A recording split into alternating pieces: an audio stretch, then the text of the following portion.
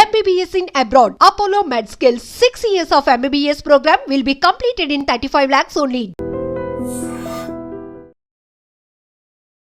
నమస్కారం, welcome to I dream. నేను మీ విజిత. ప్రస్తుతం మనతో పాటు ఉన్నారు లక్కరాజు నిర్మలమ్మ గారు, విశ్వనియమాల ప్రచారకురాలు. ఇప్పుడు వారితో మాట్లాడి మరిన్ని విషయాలు తెలుసుకుందాం. అమ్మ నమస్తే. నమస్తే అమ్మ, సాధారణంగా పెద్దవాళ్ళు కొన్ని సామెతలు చెప్తూ ఉంటారు కామన్గా మనకి ఇళ్ళల్లో. అంటే తినగా తినగా వేము తీయనుండు అని చెప్పి అంటుంటారు. అంటే మనం తినగా తినగా ఆ వేపాకు కూడా మనకు తీయనైపోతుంది అని చెప్పి. అంటే ఇది ఒక సామెతగా మాత్రమేనమ్మా? సంసార జీవితానికి వస్తే గనక ఏదైనా సరే ఆ అన్యోన్యత అనేది రోజు రోజుకి ఒకరినొకరు అర్థం చేసుకునే విధానం అదంతా కూడా ఇంకా బాగుండాలి. అంటే ఇంకా తీయగా మధురంగా ఉండాలి ఆ దాంపత్యం కానివ్వండి, ఆ అన్యోన్యత కానివ్వండి. కానీ అలా ఉండదమ్మా. పెద్దవాళ్ళే అంటారు మళ్ళీ, ఏంటి ఇంకా కొత్తగా పెళ్ళైన వాళ్ళలాగా ఇంకా పెళ్ళాన్ని అంటి పెట్టుకొని ఉంటున్నావు, పెళ్ళం కొంగు పట్టుకొని తిరుగుతున్నావు, ఇంకేమన్నా మీకు కొత్తగా పెళ్ళైంది అనుకుంటున్నారా, ఇలా మాట్లాడే విషయాలు కూడా వింటూ ఉంటాం. అంటే ఇలా చెప్తారు, అలా చెప్తారు. అసలు ఎలా అమ్మా, ఎలా తీసుకోవాలి దీని అంతటిని కూడా? నిన్న ఒక అమ్మాయి ఫోన్ చేసింది తల్లి. భార్యాభర్తలు ఇద్దరు చాలా గొడవ పడతాడంట. ఆయనకు వేరే అమ్మాయితో సంబంధం కుదిరిందట. అతను వేరే అమ్మాయిని వేరే ఊరిలో ఉన్నాడట. ఈమె ఏదో ఆ అమ్మాయి బంగారం షాప్ అట, ఈ అమ్మాయి ఏమో చిన్న ఫ్యాన్సీ స్టోర్ నడుపుతుందట. ఇద్దరు పిల్లలట, 10th ఇంటర్మీడియట్. వాళ్ళ అమ్మను కూడా కొడతాడట, ఈమెను కూడా కొడతాడట, పిల్లల్ని కూడా కొడతాడట. అన్ని విషయంలో ఇరిటేట్ అవుతాడట, కొడతాడట, పట్టు కొడతాడట, ఫటాఫటా మాట్లాడతాడట. ఆ అమ్మాయి నాకు ఫోన్ చేసి, మా సంసారం అన్యోన్యంగా ఉండడానికి మీ విశ్వనియమాల ద్వారా మీరు ఏదైనా రహస్యం చెప్పండి నాకు. పాపం. కానీ ఇంకొక అమ్మాయి ఇప్పుడే ఫోన్ చేసింది మౌలాలి నుంచి. ఆమెకు బ్రెయిన్లో బ్లడ్ క్లాట్ అయ్యి ఏదో ఇబ్బంది జరిగితే ఆపరేషన్ చేశారంట. ఇద్దరు పిల్లలట. అత్త తిడుతుందట, మామ తిడుతుందట, మొగుడు తిడుతాడట.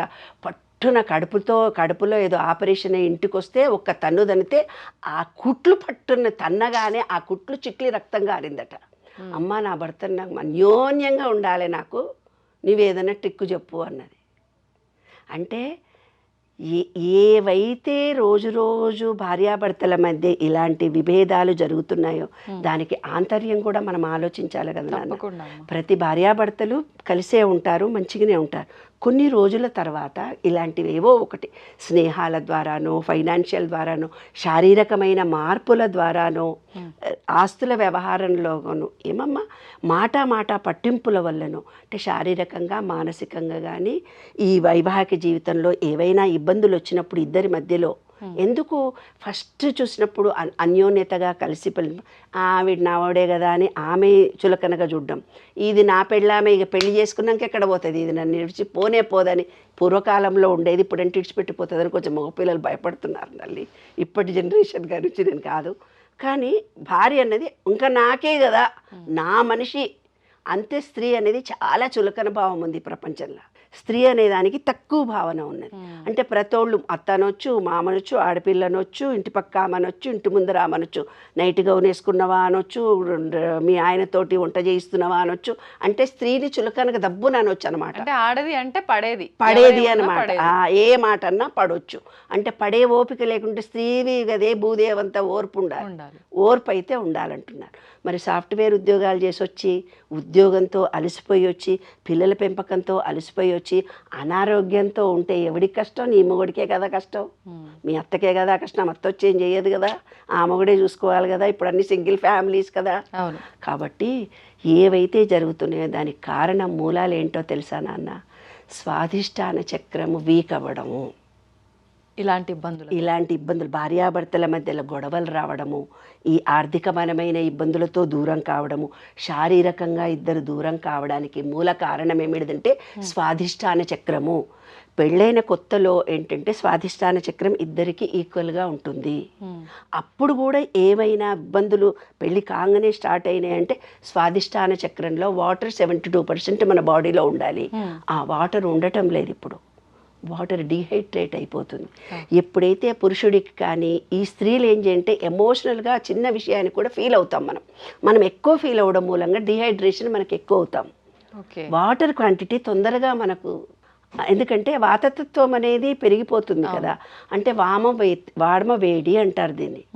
ఆ తత్వం ఎప్పుడైతే నీకు పెరిగిపోతుందో వాటర్ క్వాంటిటీ తగ్గిపోయినప్పుడే నీలో డిప్రెషన్ పెరుగుతుంది.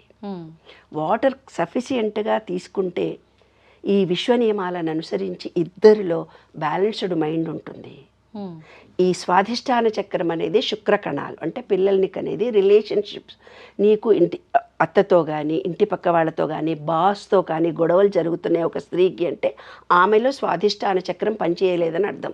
పురుషుడికి ఉద్యోగంలో ఇబ్బందులు కలుగుతున్నాయి, ఎవరితో అన్యోన్యత లేదు, సరిగ్గా మాట్లాడలేకపోతున్నాను, కమ్యూనికేషన్ చేయలేకపోతున్నాను, ఒక ఉద్యోగంలో స్థిరత్వంగా ఉండటలేకపోతున్నాను, సెక్స్ పరంగా నా భార్యను సుఖపెట్టలేకపోతున్నాను అంటే ఈ స్వాధిష్టాన చక్రం క్లోజ్ అయినట్టు అర్థం అన్నమాట.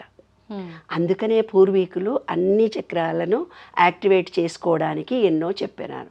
బమ్ అనే బీజాక్షరాన్ని జపించినట్టయితే కనుక, బమ్ అనే బీజాక్షరాన్ని జపించి సఫిషియంట్ వాటర్ తాగినట్టయితే, నీళ్లల్లో బాడీని చాలాసేపు ఉంచుకున్నట్టయితే కనుక మనలో ఏమవుతుందంటే అది అధికమవుతుంది. ఒక్కొక్కసారి స్త్రీకి వాతతత్వం పెరిగి కోరికలు పెరిగినప్పుడు పురుషుడు డౌన్గా ఉంటాడు, పురుషుడికి ఎక్కువ కోరికలు పెరిగినప్పుడు ఈమె డౌన్లో ఉంటుంది. అప్పుడే గొడవలు జరుగుతాయి నాన్న. అంటే ఒకరి పట్ల ఒకళ్ళు అన్యోన్యత నశించిపోతుంది. అంటే ప్రతి మనిషిలో స్త్రీతత్వము పురుషతత్వము రెండూ ఉంటాయి. స్త్రీలో పురుషతత్వం ఎక్కువైనప్పుడు పురుషునితో అన్యోన్యత ఉండలేదు. ఈ పురుషుడికి స్త్రీతత్వము తక్కువైపోయి పురుషతత్వం ఎక్కువైనప్పుడు ఆమె మీద డామినేషన్ ఎక్కువ చేస్తాడు. ఈ స్త్రీ జెండర్ అనేది తను ఈక్వల్ చేసుకోవాలి, పురుషతత్వాన్ని స్త్రీతత్వాన్ని తను ఈక్వల్ చేసుకోవాలి. అందుకనే యోగా మెడిటేషన్ చేయండి రా బాబు.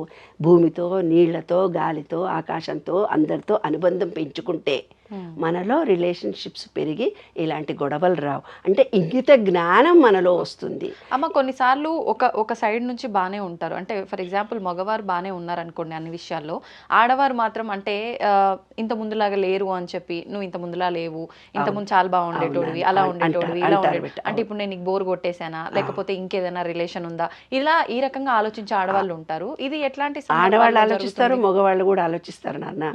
ఎందుకు ఇది వెనకట్లాగా భార్య అయితే ఏమవుతుందంటే సైకలాజికల్గా స్త్రీకి ఏమవుతుందంటే ఈమె అలసిపోయి ఉంటుంది, అతను చెయ్యి వేయగానే ఈమె మానసికంగా టయర్డ్గా ఉంటుంది, అంటే ఒక రకమైన ఇచ్ఛ లేకుండా ఉంటుంది.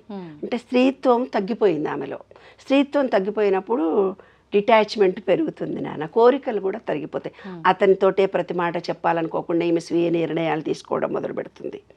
అతనితో అనుబంధంతో అబ్బాయి ఏదో ఒకటి కార్యక్రమమా, ఏదో వ్యవహారం, పాడుబెట్ట పిల్లలు పుట్టారు కదా, ఇంకా ఇవన్నీ కోరికలతో జీవించాలా, ఏదో మానసికంగా ఆమె ఎదుర్కొన్నటువంటి సమస్యల వల్ల శారీరక బలహీనత కావటం వల్ల మానసికంగా తను వీక్ అవుతుంది.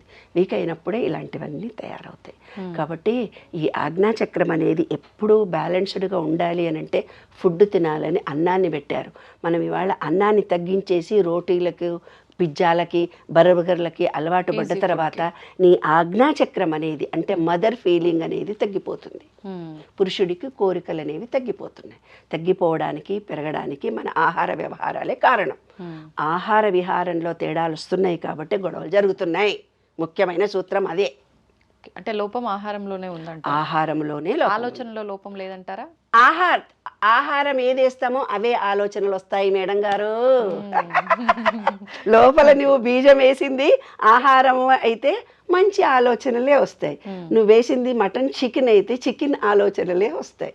నువ్వు వేసింది హోటల్లో అమ్మ పెట్టిన భోజనంతో మంచి ప్రేమ అనేది వస్తుంది. హోటల్లో తినేస్తే నాకు డబ్బులు ఎక్కడొస్తాయి అనే ఆలోచన వస్తుంది. ఆహారం వల్లనే విహారము, మాటలు వస్తాయి. మనం తినే ఆహారంలో లోపాలను సరిదిద్దుకుంటే మనం అన్యోన్యంగా ఉంటాం, అందరితో ఉంటాం. ఒక కుటుంబంలోనే కాదు, సమాజంలో అందరితో కూడా బాగుంటాం. కాబట్టి మనం తినే ఆహారము విహారము అన్నీ కూడా మన ఆలోచన విధానంలో మార్పు రావాలి అంటే విశ్వంతో అటాచ్మెంట్ ఉండాలి. అదే సీక్రెట్. ధన్యవాదాలమ్మా.